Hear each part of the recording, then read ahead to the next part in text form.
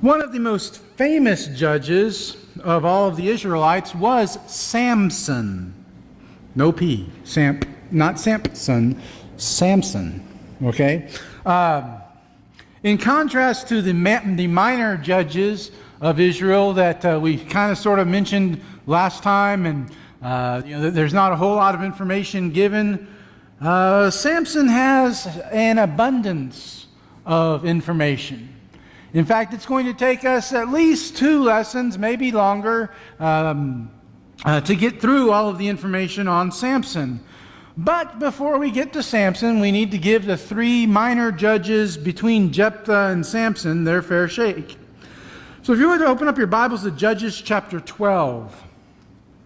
In Judges 12, verses 8 through 10, we read, after Jephthah, Ibzan of Bethlehem judged Israel. He had 30 sons and 30 daughters he gave in marriage outside his clan. And 30 daughters he brought in from outside for his sons. And he judged Israel 7 years. Then Ibzan was buried at Bethlehem. Ibzan clearly was a polygamist. I mean, he had 30 sons and 30 daughters. That'd be hard to do with just one wife. But he and the fact that all of his children married outside of his clan at his urging also tells us a little bit about Ibzan as well. You say, well, what does that have to do with anything? Well, if you look at Numbers chapter 36, God is very specific in giving the Israelites information about who he wants them to marry. And he wants them to marry people who are within their clan. Not only just their tribe, but their clan as well. Why is that? Possibly it had to do with inheritance rights, because he didn't want their possessions in the promised land to get all mixed up and jumbled and everything. But at any rate, he judged Israel, but he really wasn't doing everything that God really wanted Israel to do. Not a whole lot is said about him, no, but even less is said about Elon. After him, Elon the Zebulunite judged Israel, and he judged Israel 10 years. Then Elon the Zebulunite died and was buried at Ahajon in the land of Zebulun. How's that? Not even Elon's father's name is given. Just sort of, oh, by the way, Elon judged Israel too. Got that? Okay. That's about all the information we have. The third judge between Jephthah and Samson was Abdon. His record, as recorded for us in verses 13 through 15 of chapter 12.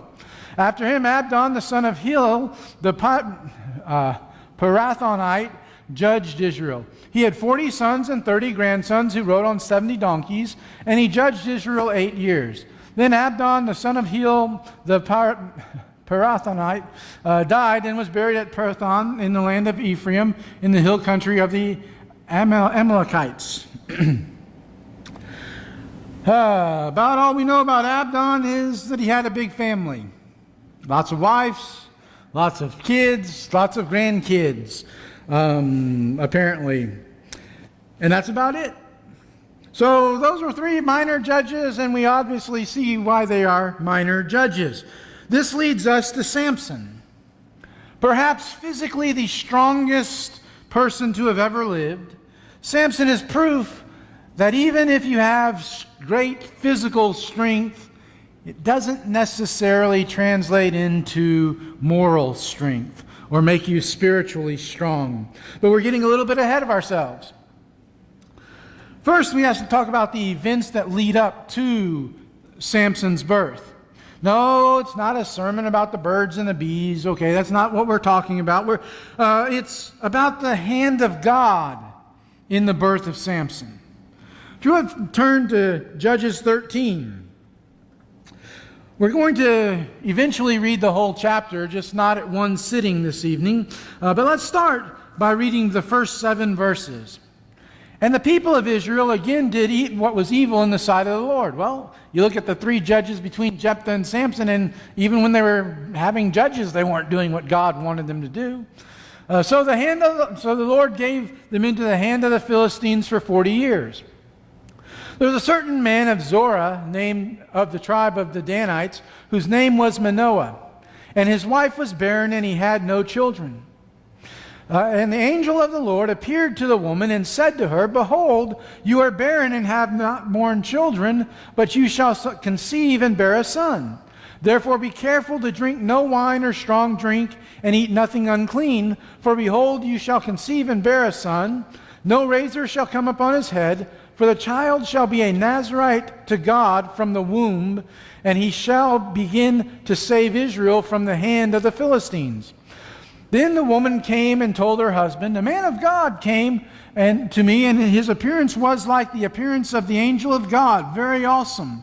I did not ask him where he was from, and he did not tell me his name. But he said to me, Behold, you shall conceive and bear a son. So then drink no wine or strong drink, and eat nothing unclean, for the child shall be a Nazarite to God from the womb to the day of his death. Okay, 40 years. They're subject to the Philistines. And apparently, God looks out over all of Israel, and he can't find a deliverer. So he has to build one, we might say. And so he sends the angel to visit with this wife. Okay? Verses 2 through 7 tell us. The angel's words to the wife are very important.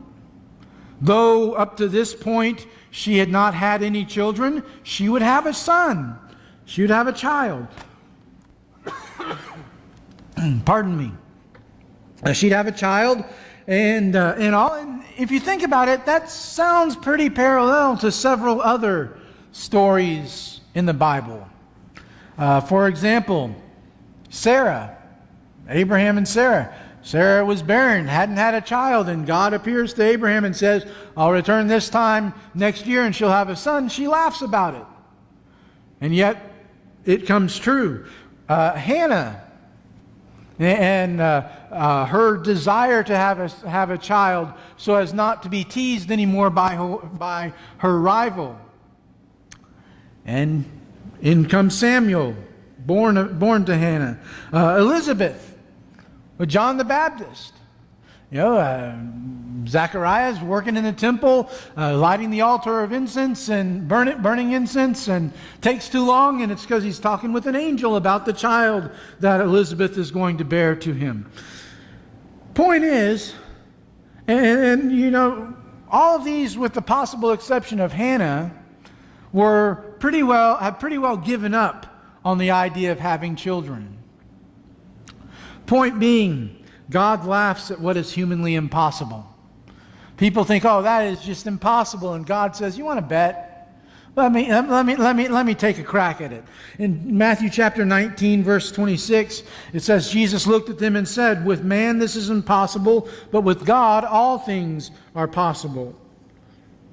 He's talking about how hard it is for a rich man to enter the kingdom of heaven. Because in that day and time, people took the presence of riches in a person's life as proof that God had blessed them and that they were living the right life before God. And Jesus says, not necessarily so. Jesus, incidentally, he also has a pretty impressive conception story, doesn't he? The fact that he was born of a virgin, that's kind of impossible, and yet, God laughs at what is impossible. But not only would she have a son, but the son would be a Nazarite. The boy would be a Nazarite. Now, what does that mean? Well, it means he would take the Nazarite vow. What does that mean? When you look at Numbers chapter 6, and Numbers 6 tells us the conditions of a Nazarite vow. First was no fruit of the vine. Fermented or not, didn't matter. If there was grape juice, he couldn't even have grape juice, okay? This was absolutely no fruit of the vine was allowed for the Nazarite, or for the one who had taken the Nazarite vow. Also, no razor could be used on his head. No haircuts. At the conclusion of the Nazarite vow, oftentimes a person would shave their head as a sign of the vow being completed. But in the meantime, during the time of the vow, they were not to shave their head. And also they could have no contact with death,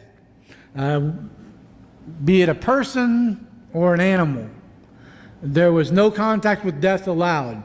If you had taken a Nazirite vow and your nearest and dearest to you passed away, you couldn't do anything about that until after the Nazirite vow had been fulfilled and completed. Now, how long would the Nazirite vow last? Well, it depended. It varied. It could be a set amount of time, a temporary thing. A week, a month, a year, what have you. Samson's was simple. It was from birth to death. Okay? That's how long Samson's Nazirite vow was to last. Now then, anyone here know anything about Samson? How good was he at keeping that vow? He broke all three of those things at least once. Possibly a lot more than that. But we're again getting a little bit ahead of ourselves. So that's the angel's words. You'll have a son, he's to be a Nazirite. So a woman goes and she talks to her husband. And she shares some words with him. And tells the husband about the vision that she had seen. A man of God visited me. I didn't get his name. I didn't ask where he was from. I'm kind of stunned here, That's why most of the time when an angel appears to somebody in the Bible, they say, do not be afraid. And those people are probably thinking, it's a little late for that, right? But anyway, so didn't get his name, didn't find out where he was from, but here's the vision. Gives the husband the message. We're going to have a son. He's going to be a Nazirite. And here's the thing, his Nazirite vow starts now. Prior to his conception, his mom, had to agree to and fulfill these Nazirite vow conditions. So, the appearance to the wife is an impressive thing that this angel does. But the angel's not done yet. He also makes an appearance to the husband. If you would follow along as I read verses 8 through 21.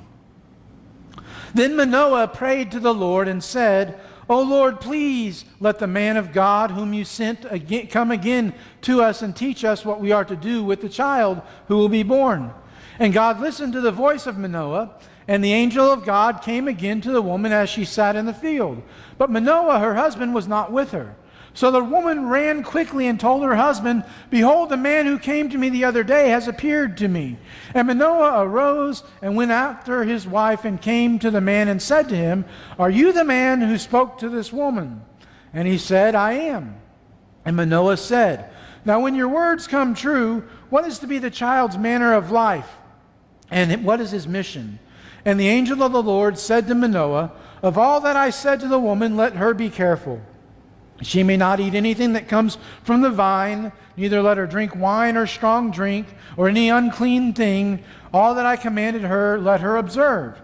Manoah said to the angel of the Lord, Please let us detain you and prepare a young goat for you.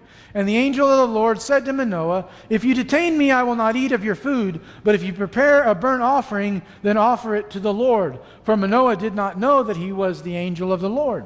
And Manoah said to the angel of the Lord, What is your name, so that when your words come true, we may honor you? And the angel said to the Lord, said to him, Why do you ask my name, seeing it is wonderful? So Manoah took the young goat with the grain offering and offered it on the rock to the Lord, to the one who works wonders. And Manoah and his wife were watching. And when the flame went up toward heaven from the altar, the angel of the Lord went up in the flame of the altar. Now Manoah and his wife were watching, and they fell on their faces on the ground. The angel of the Lord appeared no more to Manoah and to his wife. Then Manoah knew that he was the angel of the Lord. Another impressive appearance by the angel. Manoah makes a request, though. That's how it all starts. He makes a request to God. Let the man you sent return. Let him come back to us But notice the rationalization. Now, we think of rationalizing something as a bad thing, but it can be a good thing too. He says, let him come back to me and show himself again to us so that he may teach us how to raise the child. Very noble request that Manoah had for God. God, you sent this man, it turns out to be the angel of the Lord, but you sent him and he said these wonderful things. Now send him back so we will know what to do with the child, how to raise the child. What if parents made that request today? God, teach us how to bring up our child.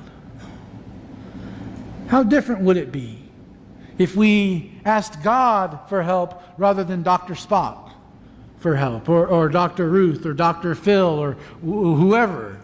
If we would focus on seeing what God has to say and doing what God has to say, how much different would our children be? Well, the angel appears.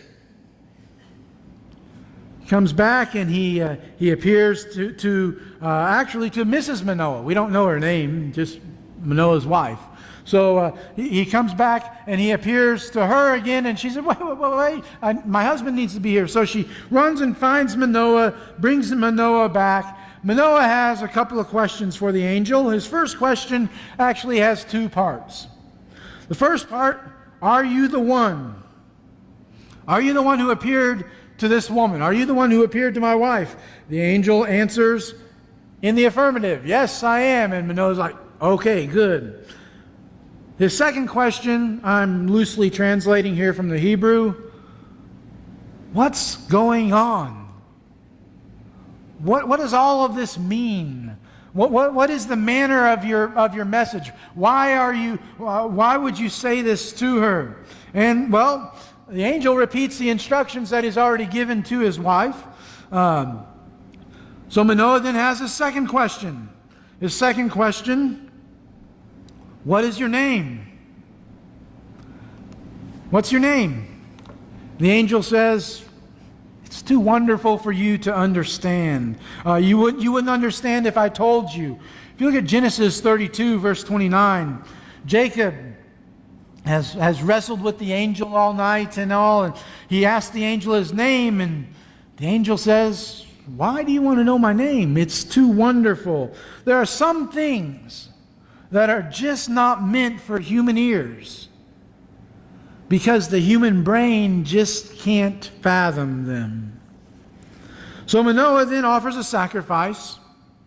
And he tries to get the angel to stay for a meal. The angel says, I'm not going to stay for your meal, but if you want to offer a sacrifice, I'll hang around for that. They offer the sacrifice. The angel disappears into the flame. Now, that had to have been pretty cool, if you think about it. I mean, you got a guy right there, you're not sure. You're thinking maybe he's an angel, but you don't know for sure. It looks like a man. And then he just disappears into the flame of an offering. So what happens after that? What's the response to this appearance? Verses 22 through 25. And Manoah said to his wife, we shall surely die, for we have seen God. But his wife said to him, if the Lord had meant to kill us, he would not have accepted a burnt offering and grain offering at our hands, or shown us all these things, or now announced to us such things as these. And the woman bore a son and called his name Samson. And the young man grew, and the Lord blessed him.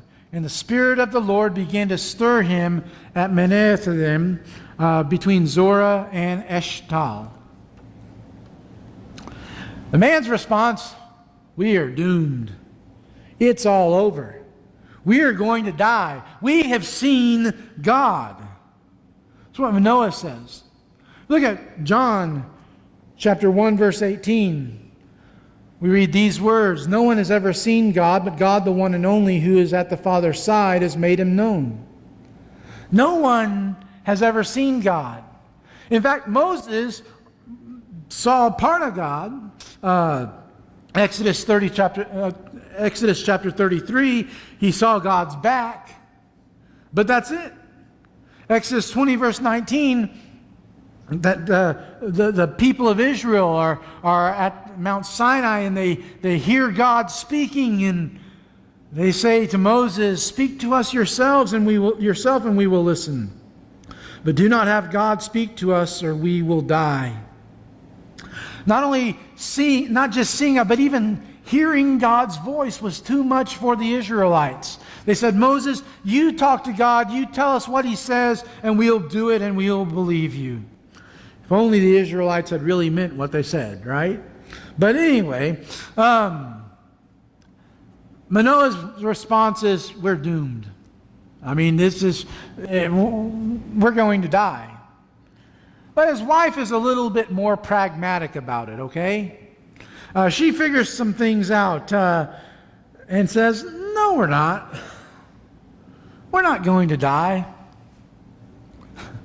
In fact, if we were going to die, why would He have accepted our burnt offering and our grain offering and all? Why would He have done that? Why would He have shown us what He did? And finally, why would He have told us what He did? I mean, there's not a whole lot of chance of us having a child if we're dead. I mean, that's just common knowledge and everything. And so she's very pragmatic about it. She's very, very matter of fact. Manoah's getting a little upset, and she says, "No, we're not going to die. We're going to be okay." And then Samson, born probably 40 so weeks later, grew up, was blessed by the Lord. And even apparently at a fairly young age, the Spirit of the Lord began to stir in Samson. The story of how Samson came into being is fascinating, to say the least.